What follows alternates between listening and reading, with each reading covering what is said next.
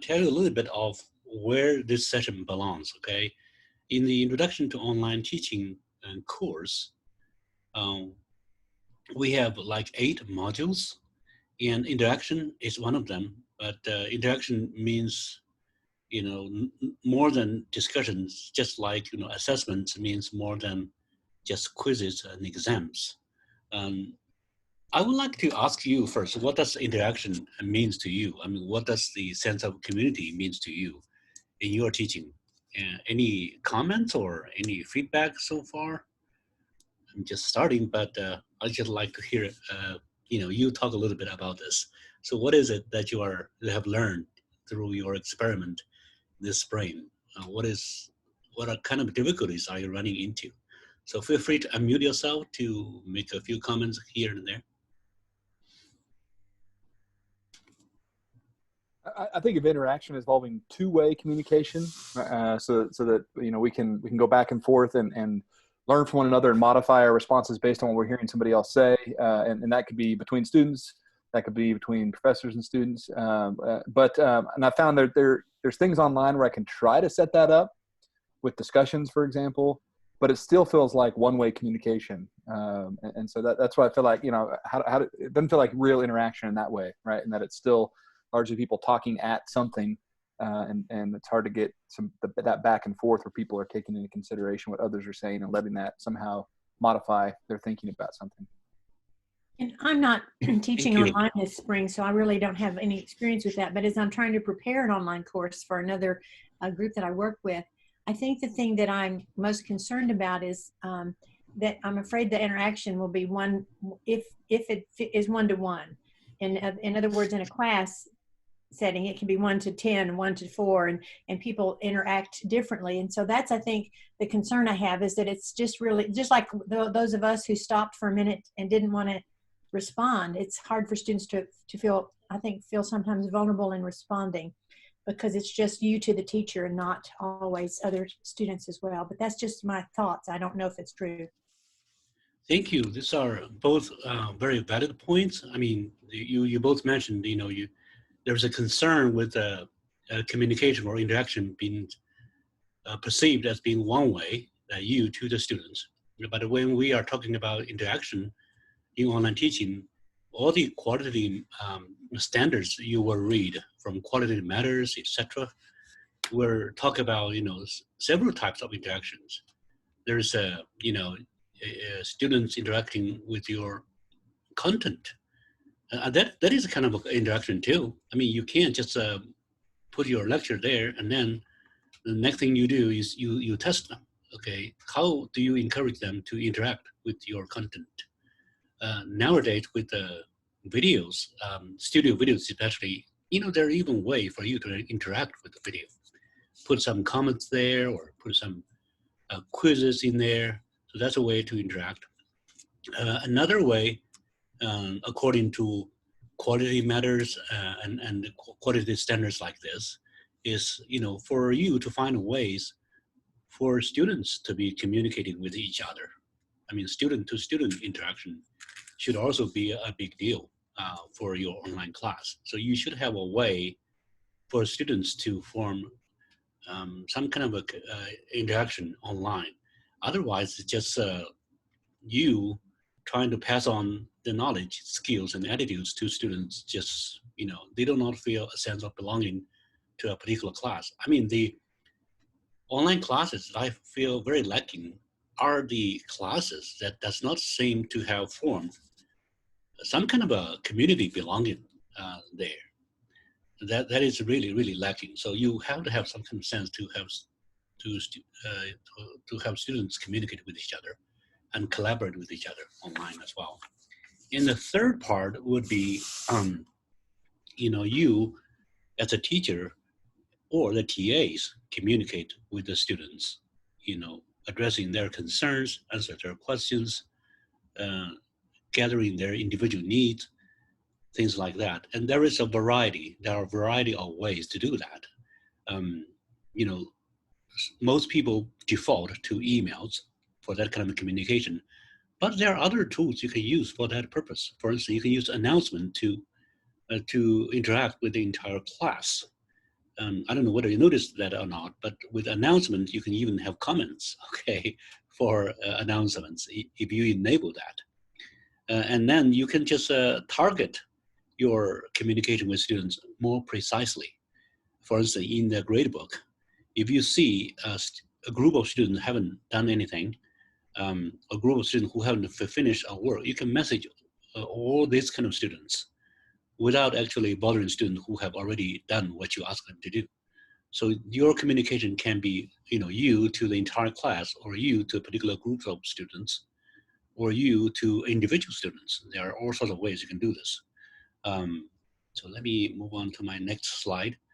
When we are talking about interaction, I want us to be thinking about why do we do interaction? And we would like to talk a little bit about how do you formulate a question so that interaction can be high quality.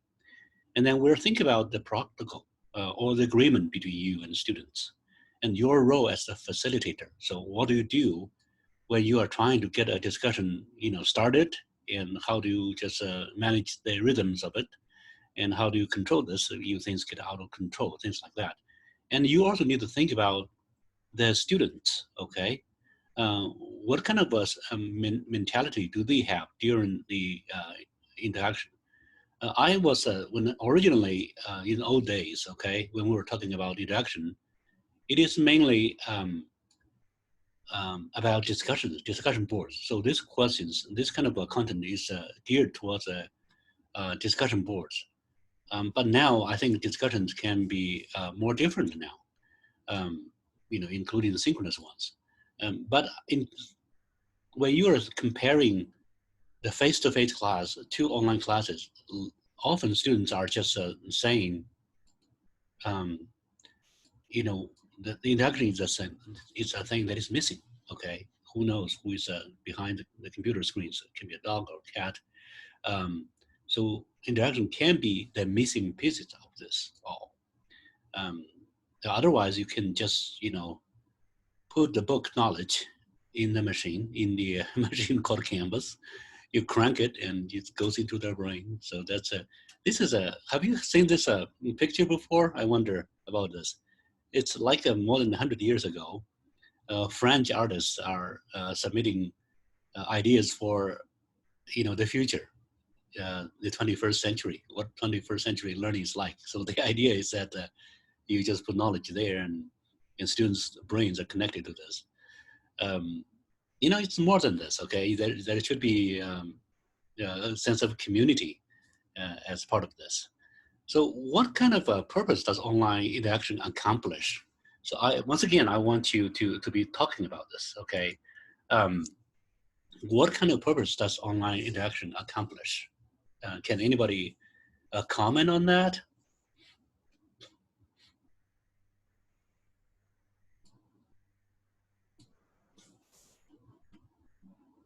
It can help the group dynamics of the classroom and help the instructor know if how they're processing material, if they're processing the material. So several different things. Yes, great, yeah. You get the group dynamics going, and you can actually gather how the class is doing through this kind of interactions. Yes, it's a diagnostic tool. I really like that, yeah. Any others? Yeah.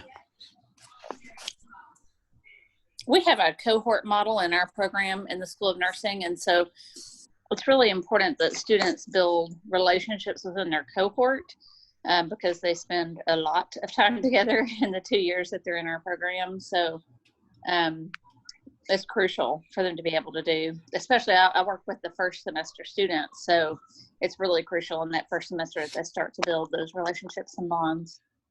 Yes, that's a great point. As a matter of fact, when I was doing my EDD, so many of you know that I completed my EDD completely online, okay? And when that kind of component, Rebecca, is missing, I mean, when there isn't a cohort sense of communication, we feel like that we have to do something about it, even as students. I remember us forming a Facebook group as a cohort, as well as, we have support group built ourselves. So basically we self-organize because that is missing. If it's missing in class, somehow we feel the need for it, and we just try to, address the need somehow. And I mean, there is a strong sense that when you are getting people through a cohort, that's something that you do. I mean, you have to have some kind of interaction among the students. Yeah. So thank you for your feedback. I just use a few C's to summarize what interaction, why we do interaction, what kind of functions they perform. So number one is, of course, is a community. You create a sense of community, and you mentioned this earlier too. And it's a method for you to communicate. Okay.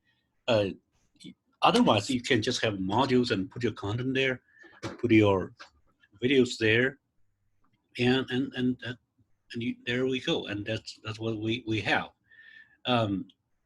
But sometimes you have to communicate. You have to communicate with either the entire class or the groups or individual students, as I mentioned. And you want people to collaborate, because sometimes you have group projects for people to work on together. And that collaboration is also a function that interaction can perform. And then interaction can also share. You can use this to share content. Okay, I mean, interaction can be used to share the content or reinforce understanding of the content or reinforce the mastery of this content.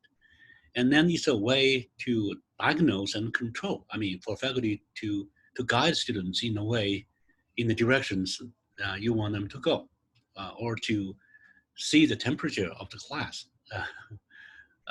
So these are the few things that I think interaction does or perform.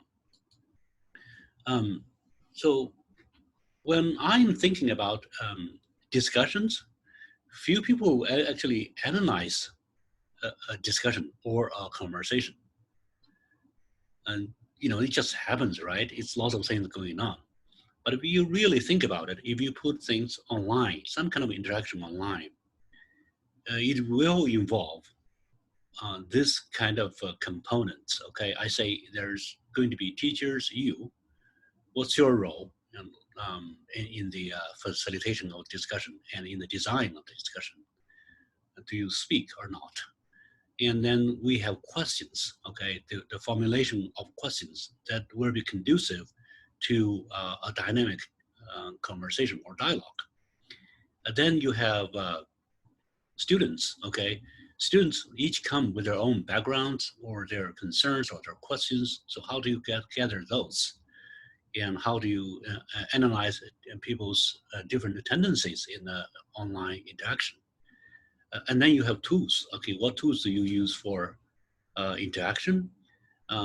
Traditionally, we use discussion forums, right? But right now, there are more tools. You can use Google Docs and things like this.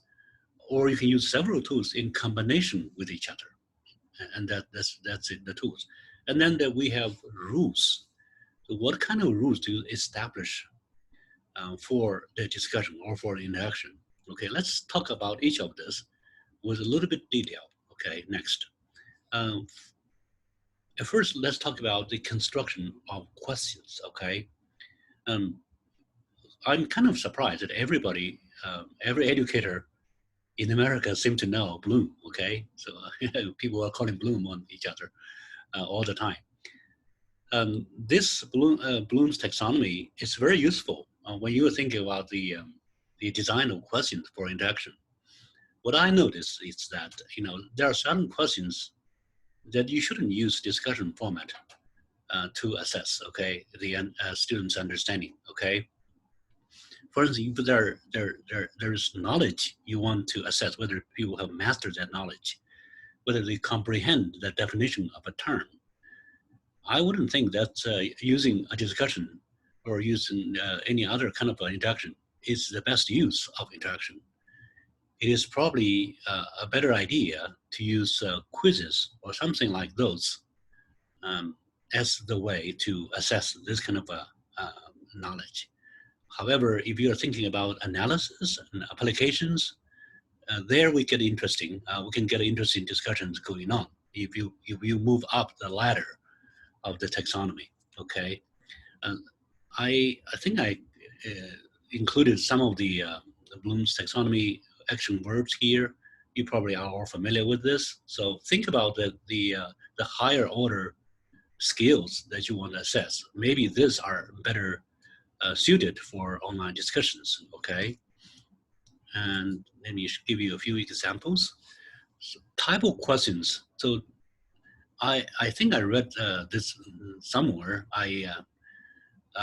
That your question should be something like this. What is this a new example of? How can this be used to explain this? So actually, in your discussion question design, you are intentionally trying to move them up the taxonomy, trying to get them to compare things, trying to ask them to apply the theory to real life scenarios, things like this, or just ask them to formulate their creative solution for the problems you are discussing about. So this kind of question design is very important.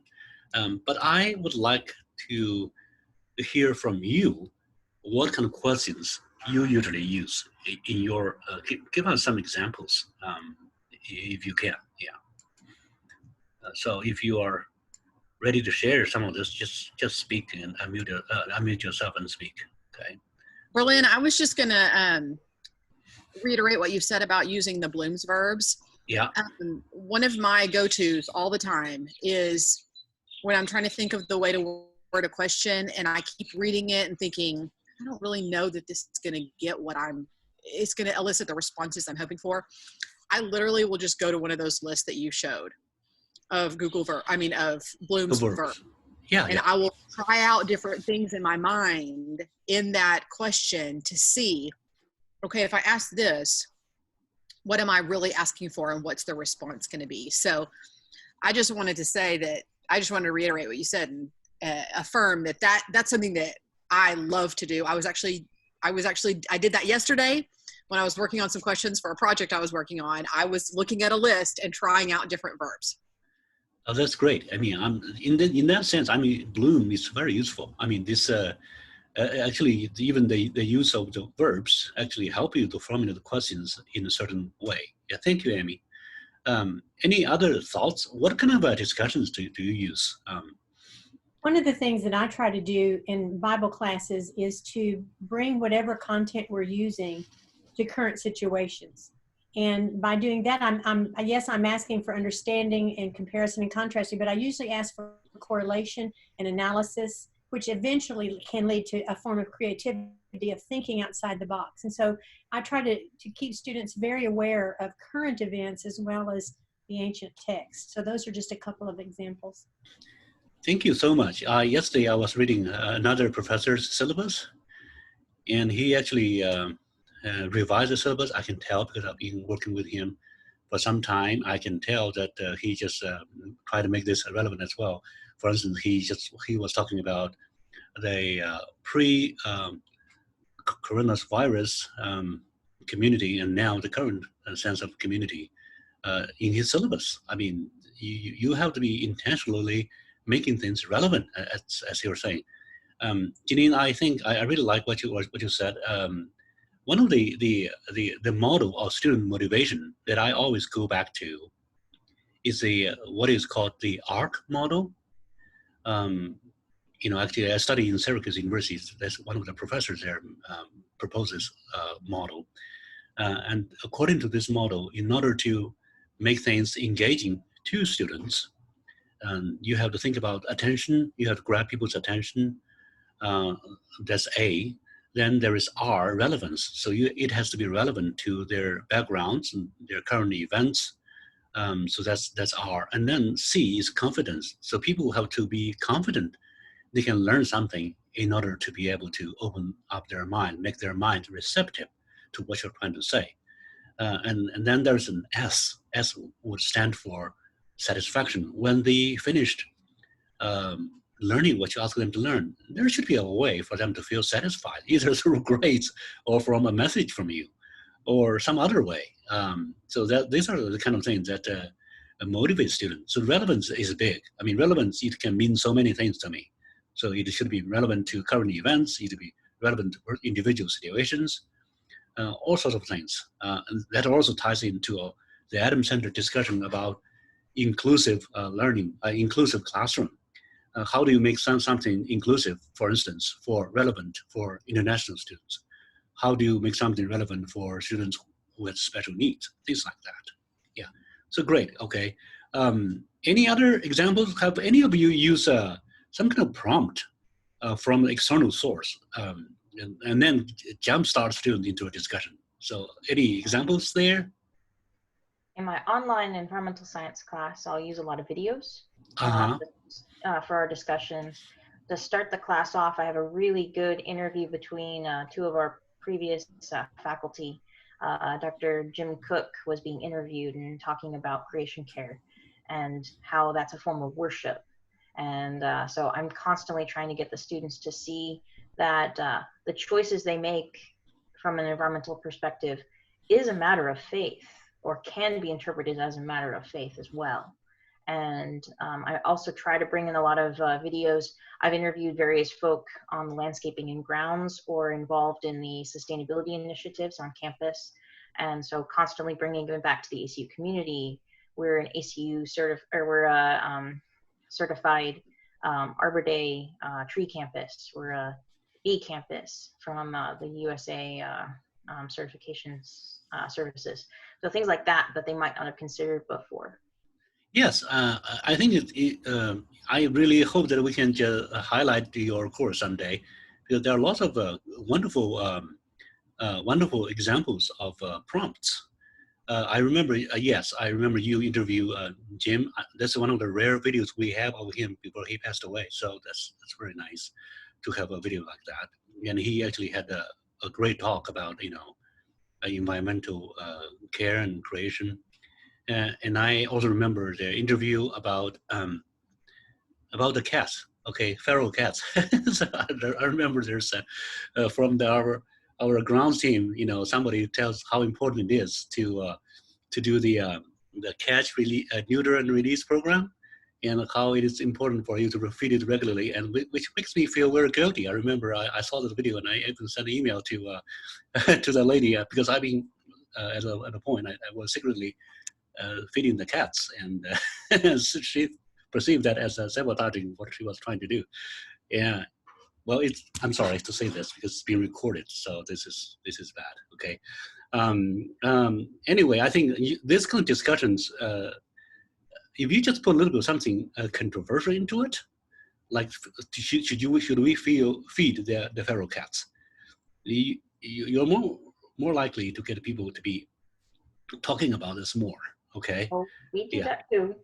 Yeah. We have a conversation about genetically modified foods because a lot of people have misunderstandings about that. So first we have to clarify and make sure everyone's kind of on the same page, or organic agriculture. And then there's various opinions. And then when we get to the end of the class, we talk about climate change. There's a great TED talk by Katherine Hayhoe from Texas Tech. She talks about talking about climate change in the context of being a Protestant Christian. And so that's kind of a really good introductory segue into talking about that, because it brings up all sorts of stuff for people. Yeah. Kendra, that a professor at Tech, I have read anything that she has written because she's so fascinating and she speaks from a place of faith. I really enjoy reading her. These are great. But speaking of that, are there any topics that you would try to avoid in your discussions? Things that are so divisive that you don't want to cover using discussions? I'm just curious. Yeah. Anything? I know in my class, I typically have a class-wide discussion in when I'm teaching Bible 102 about what Paul says about homosexuality, because it comes up, and so I feel like it'd be dishonest to completely avoid that after reading through Romans, for example. But I changed it when we went online. So rather than setting that up as a discussion forum, first of all, I moved it to extra credit. But then if students submitted, they could submit a response to some readings I gave them, and then set up a one-on-one appointment with me to talk through it. And that was a way they could complete that assignment. And I really enjoyed those conversations that I had with those students one-on-one. Yeah, I mean, Cliff, this is a great point. So I remember going to a Canvas conference, and there are some people who migrated from Blackboard to Canvas. They were very unhappy. They lost the ability to blog or to journal. Journal may be a kind of interaction too. I mean, between you and students and the professors, you can actually hack Canvas into doing journals, like what Blackboard is doing. So basically what you do is if you have 25 students in your class, you can just have a group discussion, turning groups into 25 groups, each group considering one student. That way students are posting things to discussion board and only you can see it, and the students posting things themselves. So that can be a way of doing this. Well, in the face-to-face classroom, I don't have any problem talking about any subject. As Cliff says, especially when the text brings it up, there's no way to avoid it unless we're putting our head in the sand. But I have had faculty this semester who've talked to me about their concern about putting videos on because students can duplicate those. And we have in the College of Biblical Studies a no recording policy unless the student has permission from the professor. But I'm not confident that if I did a video, for example, a lecture on homosexuality or anything like that, that it couldn't be misconstrued and misused. And I think that's was a concern of a current colleague. And so I'm just going to share that. And you can address it if you would like. Yeah, I mean, this is a great point. I mean, I remember that one of our presidents said, there's nothing we cannot discuss on this campus. I forgot who actually. Ron Stevens. Stevens, yes. And I really like this. I mean, there are a lot of things we can discuss in a way that is civil and constructive. Yeah.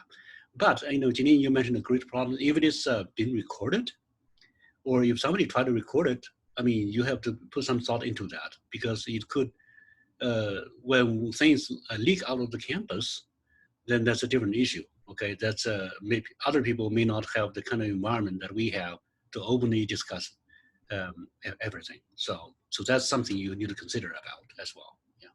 Well, thank you for the feedback, and I think these are great. Let me just move on. And now let's talk a little bit about your role as a facilitator, okay? There are several things that I want to challenge you to think about, about your own role in promoting the interaction. So what is the benefit of your response or your silence? Because I know that some professors like Karen Maxwell, she feels very strongly about, the professors, should not intervene too much in the discussions because when you start to speak, students are not as active. So I don't know whether that's your experience as well or not. And then you as a facilitator or the instructor, you manage the availability of the posts, okay? If things actually get out of control, you can close it. I mean, I want you to know that. And you can actually specify the window of time in which this kind of discussions take place, okay? You can make it available from this day to that day. That way you can just control the traffic a little bit too, so that some kind of discussion do not go on forever. But maybe it's good, I mean, who knows? There are some situations when students are continuing in the discussion forum for a long time until the class ends. And then you provide some guidance for students to stay on the right track. So how do you do this? Of course, that you can do this by using instructions to tell them what to discuss about or just show some examples. But you can also just give some feedback yourself, either publicly by replying to their response, or you can just, there are certain things you want to tell them in private. You can email the students and tell them, the discussion, I don't want to comment in public about what you said, but this is what I think. So I want to ask you a question, Berlin, if I may. Sure. Because of what I see on social media, where people seem less civil in their conversations and more likely to name call or to dismiss, is that a problem? do you think on online learning? I can't imagine it'd be better with graduate students, but I'm thinking of the freshman, sophomore, particularly level. Do you find that to be difficult or not? What do the rest? I mean, that's a great question. What do you all feel like? You know, the rest of the participants. So, what's your feedback first before I can think of something? Yeah. So the first week of an online class, this is assuming the 15-week semester. It'll be different this summer when I teach a 3-week. But first day we cover, I think the term for it is netiquette, essentially online etiquette. And one of the big ground rules is we are a learning community. So if you are going to disagree, because we talk about some things that are controversial, we also cover evolution, GMOs, organic agriculture, climate change. That's a lot of stuff that people have various opinions on. And so if you're going to disagree, you have to do so respectfully. That's absolutely ground zero in our discussions. Kendra, I was also thinking about the conversation that you and I had about when a student is kind of overtly just rude in a discussion and is wanting to like push back on something, but is doing it with a tone in a written tone that is really not appropriate. And that's really hard to know, because we do want them to feel like that they can say, I don't know how I feel about that, or I kind of disagree with that. But how do we make sure that they're doing that in a way that doesn't come across like, well, that's just stupid, you know, because that's hard to do that in between. And I got kind of a laugh when Amy says, I don't know what you think about this. When I hear Amy say that, I know that Amy disagrees with something that I said. Yeah, so that's funny. Anyway, so there are several ways. I mean, for me, sometimes I'm kind of too blunt to people around me. Say I don't think so, but I think Amy sugarcoats her disagreement somehow. So wait, I sugarcoat? No, I don't think so. Okay. You might be thinking of someone else. Oh, okay. But that's good. That's good. I mean, I like the way you express it. You blunt the edges a little bit. So, but sometimes you don't. Okay, that's okay. That's enough. Okay. Hey, Berlin. Yeah. What I've noticed is that maybe because of all of their social media experiences, both positive and mostly negative, there seems to be an increasing reticence to engage with each other. I mean, I like this semester, the transition in class, we could have discussions where they would disagree with each other and they would be pretty vociferous, but respectful, but you know, kind of hold their own. But online, I mean, it's like pulling teeth to get them to respond to each other in any way other than, oh, I loved your comment. I totally agree. Oh, that's marvelous. Or I was thinking the same thing. And that's where it stops. So I just wonder if all of their social media experience isn't mitigating against them engaging. I'm wondering. Yeah, Steve, I think that's a great point. So on the opposite end of people participating, you know, turn themselves loose, saying whatever they want to say, there is a situation you have to pull their teeth to get them to speak. I mean, that's also happens. And I have heard again that there are some university professors just saying, you know, because of the online environment so toxic and people are so mean to each other, they just pull out altogether. But you also lose the opportunity to engage with people if you have something constructive to contribute to. As our university's philosophy shows, I personally also think I can engage in any kind of conversation. Okay, I don't care what you say about. For instance, my background is it's Chinese. Okay, I'm from China. I rarely hear people talk to me about any Chinese things because people are afraid of saying the wrong thing to offend me.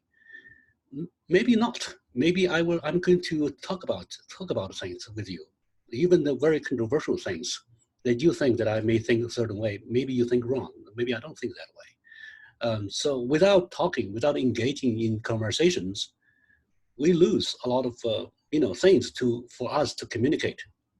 you know, you were seeing people when people were, you know, stay in their cocoon of thinking. When we talk past each other. So that's really sad. I just find really sad situation. You know, to piggyback on what Steve said, my students even felt that way in peer reviews. They said they were really nervous. They said they felt a lot more comfortable giving constructive criticism face to face because they felt like they could mediate it better than they did in the online environment. And so having to kind of walk them through that.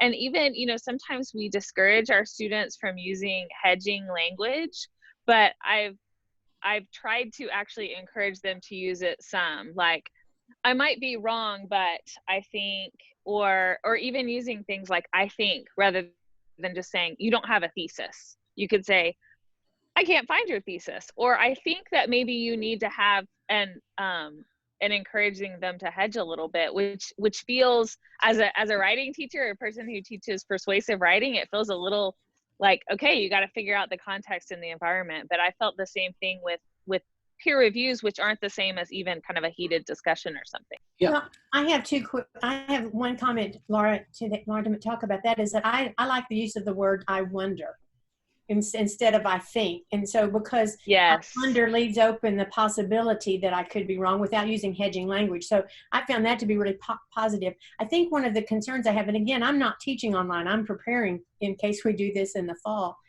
but in the regular classroom, I find means of placing students in groups with different cultures, different race, different backgrounds.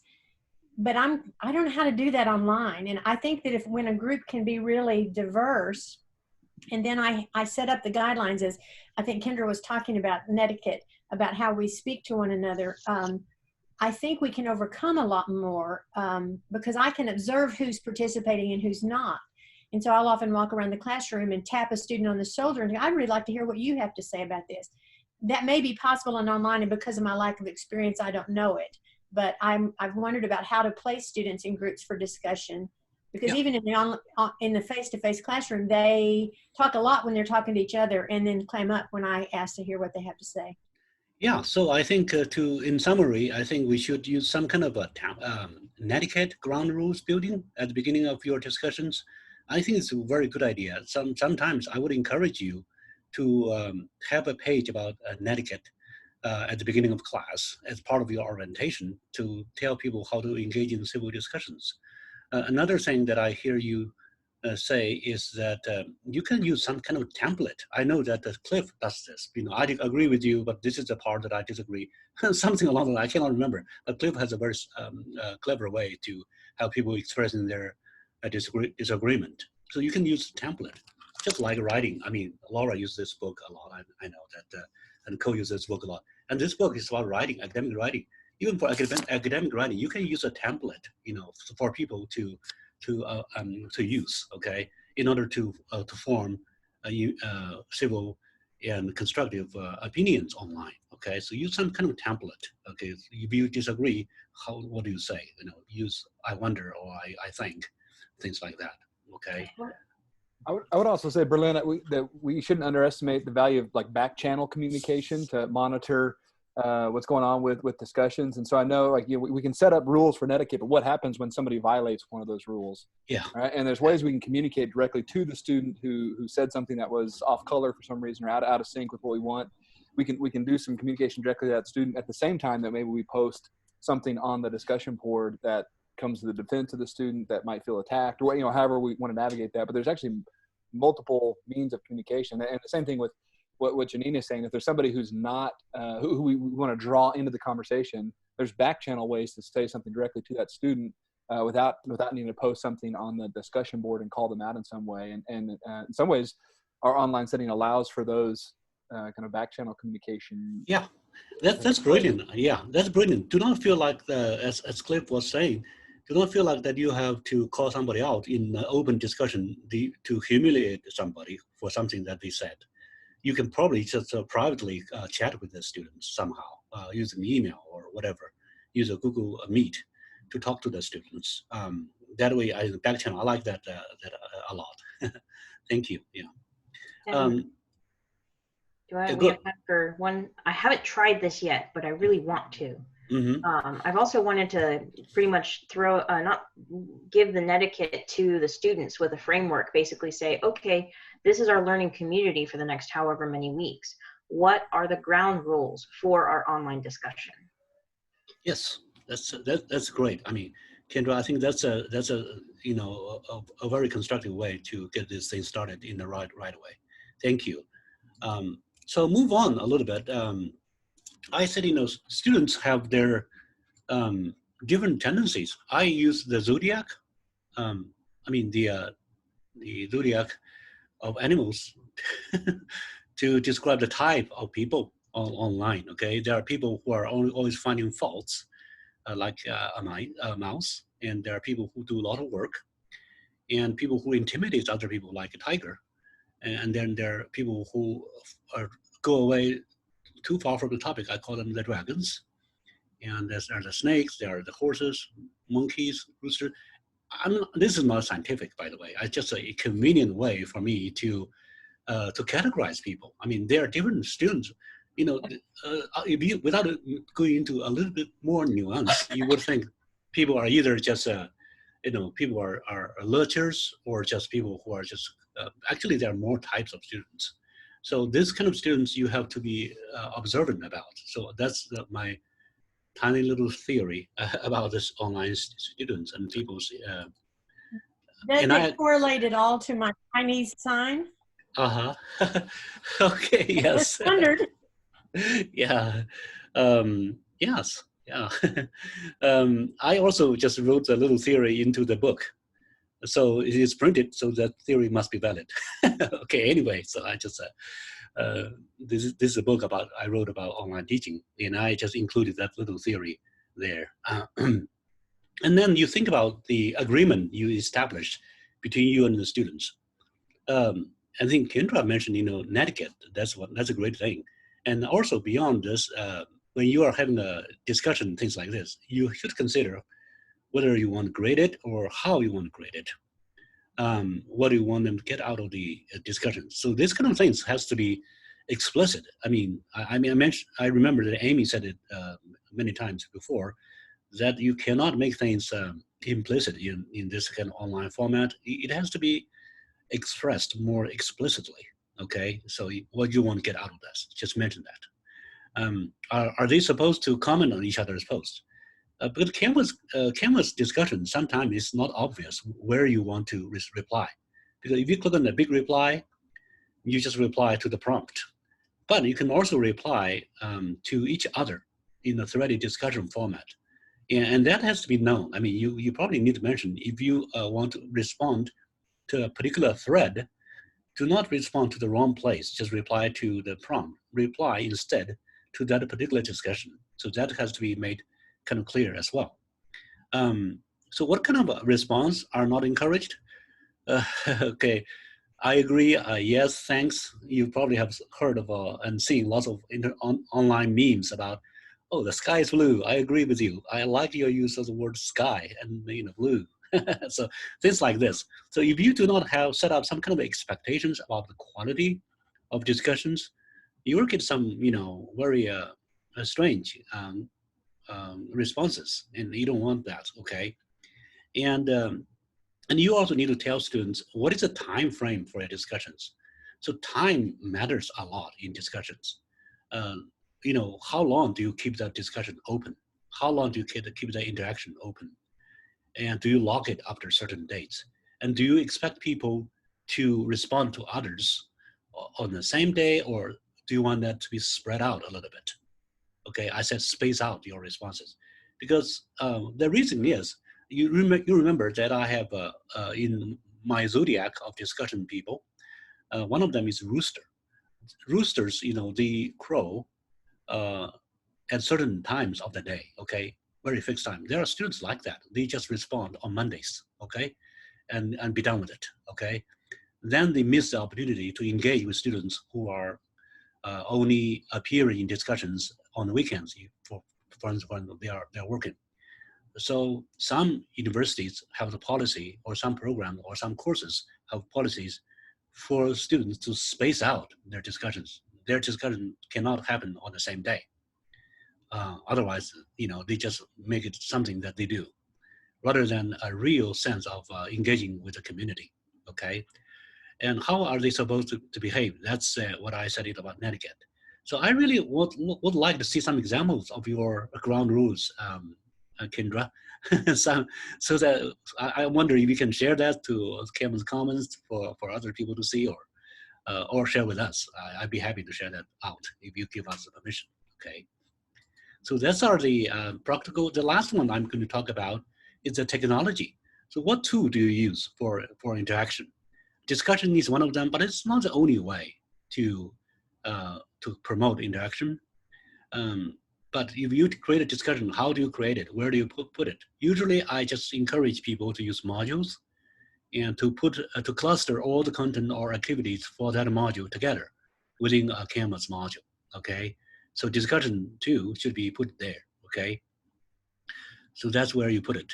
And what is your release criteria? You can release a discussion to different groups of people, or even to you can set up a group discussion so that different groups get there are different spaces for discussion. That has been used a lot. So if you haven't used that, it's a good idea for you to consider it, especially if you are having a very large class. You don't want 50 students to read 50 responses. That can take forever. However, if you just divide things up into 10 groups, each group has 5 people, it becomes more manageable. So that is some release method you should consider about. Okay, and you can lock topics, you can close it by using availability criteria. Okay, and you can also make discussion anonymous. However, I see very few people doing this.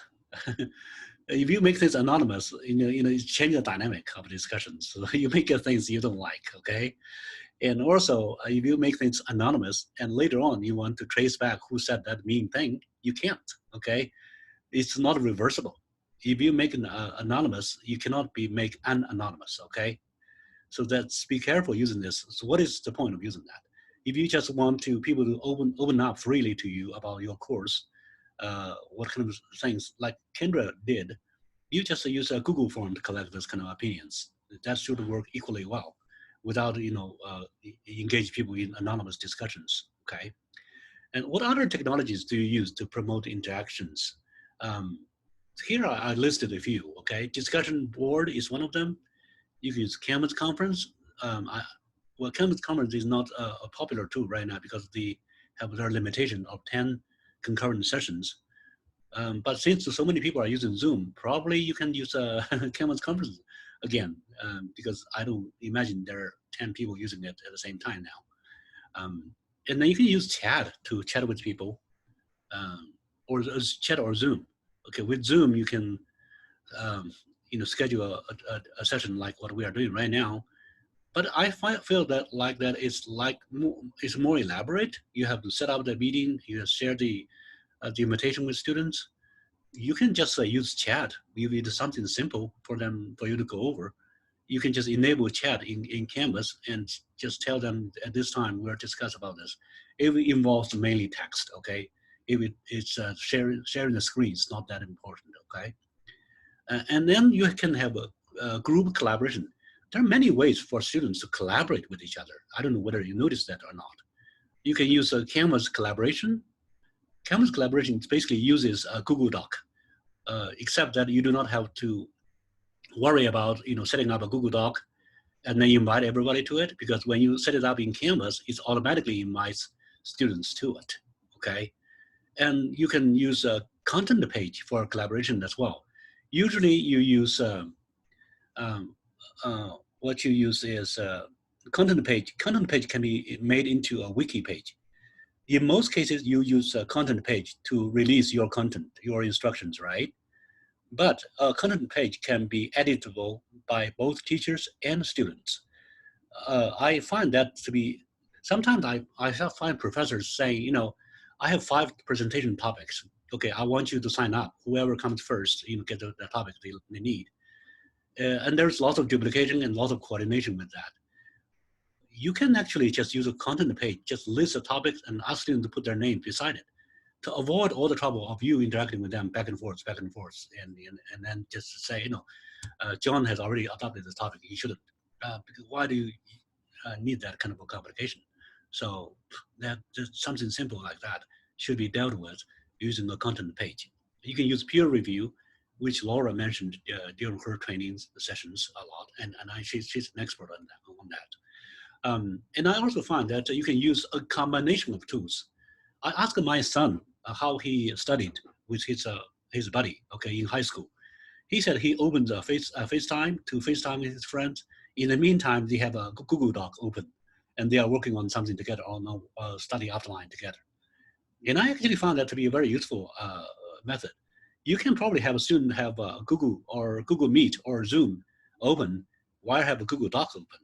And that's the combination of tools. Actually, it's very helpful. And it's very easy to set up as well, okay? When you are creating discussions, think about the trade-offs between grading and not grading, because sometimes there are things you don't grade, okay? You want to form a sense of community. And if you want to grade, you can grade by overall activity, because towards the end of the semester, you can just see how much people participate. You can give them an overall grade. Or you can just grade each post individually, and that's probably easier for you to do. And as you can see from the screen, and you can be graded or not. Let me see, there's some chat here. Are you? Oh, okay. Kendra shared some tools. Thank you, Kendra. I will look at it a little bit later. And you can just allow liking, like Facebook. You can allow people to like their posts. It may be a cool idea to use for your lower level classes. Something like this may motivate them. And you can set up the group discussion, as you can see. And discussion grades can be points, but it can also be complete and incomplete. If you are not intending to assign 100 points or 10 points. So complete, incomplete can also work, okay? And you can just set up a discussion rubric and attach that rubric to the discussion so that it's easier for you to grade. You see original post were 10 points and response 5 points, another response maybe was another 5 points. So you can set it up in that way so that it's easier for you to grade, okay? So you can attach a rubric to discussion. And I can show you how to do this, or you can just go to the Canvas guide. They have videos to show you how to do that. It's very easy, okay? So I would like you, as you prepare for online teaching, to create your interaction strategy that includes the kind of things that I mentioned earlier. So then the interaction should be student to student, student to teachers, student to content, and some kind of a sense of community. How do you form a sense of community? So you have to be very thoughtful about your strategy for the interaction throughout your class so that your online class is a rich class. It's something that people really enjoy taking as well. And use Canvas to implement your strategy before you forget, okay? Even create some placeholders there, okay? I want to have a Zoom meeting in this module. I want to have a discussion for this module. Just at least put a placeholder there and you can flesh it out later on. So I want you to do that as you think about your summer classes. And then we have synchronous interaction. And let's talk a little bit about this before we end the presentation for today, okay? What about Zoom fatigue? So how do you promote student-to-student interaction if your class is mainly synchronous? Because this is something new. I mean, this is something that online teaching in the past haven't dealt with a lot because people don't use a lot of synchronous interactions. So talk to each other about this. Talk to us about this. Okay, what about the Zoom fatigue? I see a lot of discussion lately about this. And you have the Zoom fatigue, students have Zoom fatigue. What do we do to deal with this? Yeah.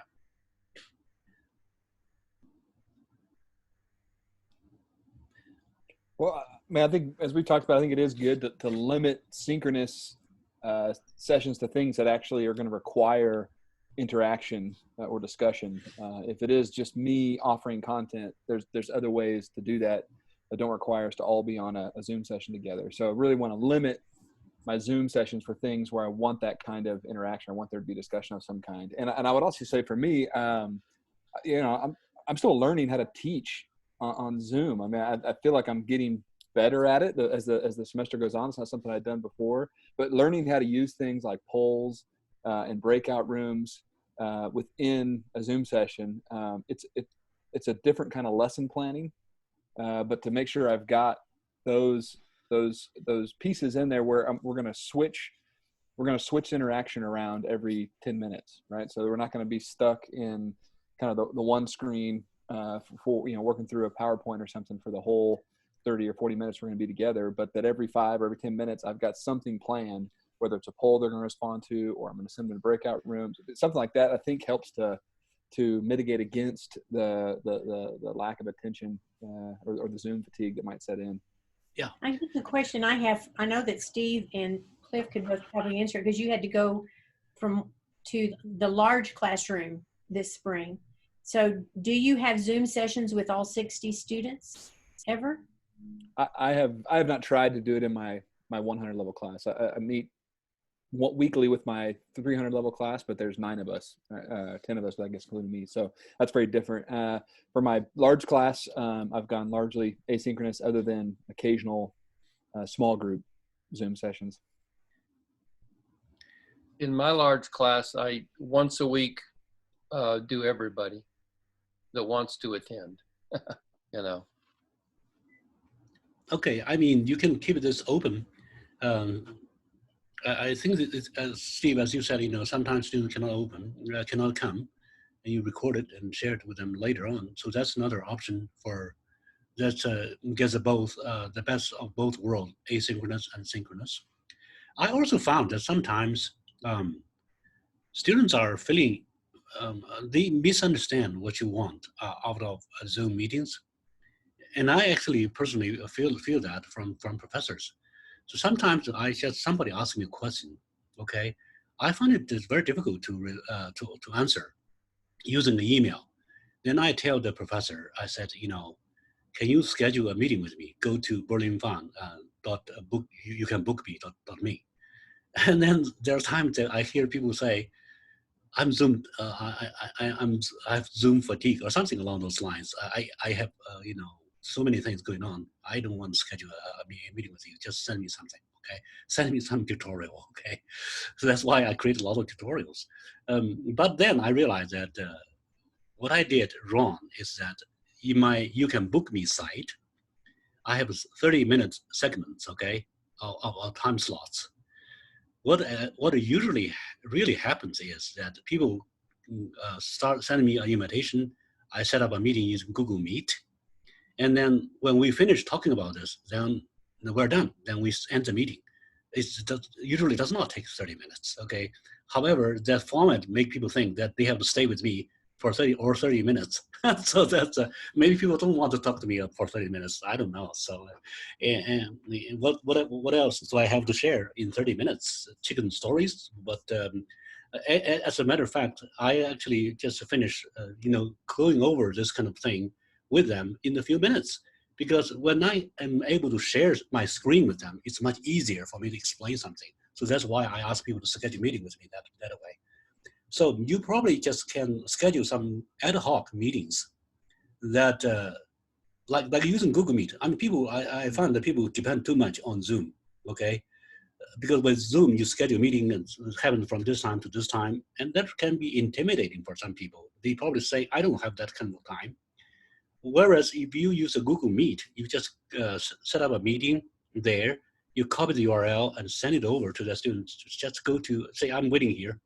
You come to this meeting and we're talk about it. And when you are done, you know, we're done, okay? It doesn't have to be a certain time.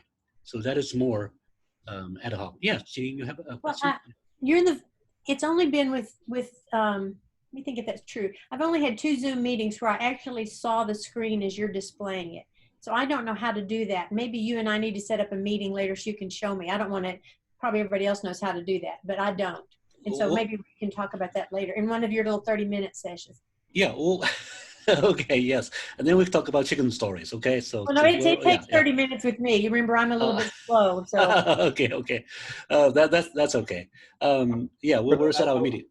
What do I you was just see gonna ask- on the screen? By the way, what do you Oh. see on the screen? I don't know what you are Well, seeing. we have some control over that. I see the screen that you're presenting, but then I can adjust how I see everybody else's faces. So we're not all seeing the same thing because we have some control over what our Okay. individual screens look like. But I do see, the slide. Yeah, Oh, this is okay. the time I've seen, this is the first Zoom meetings that I've had. I think I had one more where they had slides. And so I just was curious about that. Oh, I like okay. it, but I expect to be a little behind the curve because I'm not teaching this spring. Yeah, well, we'll talk about this. I mean, there are ways to do this, okay? And that's all for my presentation. It's already, just using all the time and more. And we have get some of our questions answered along the way, so we don't need to have a question and answer session. And I really appreciate all the feedback, all the input you give, and that's great, yeah.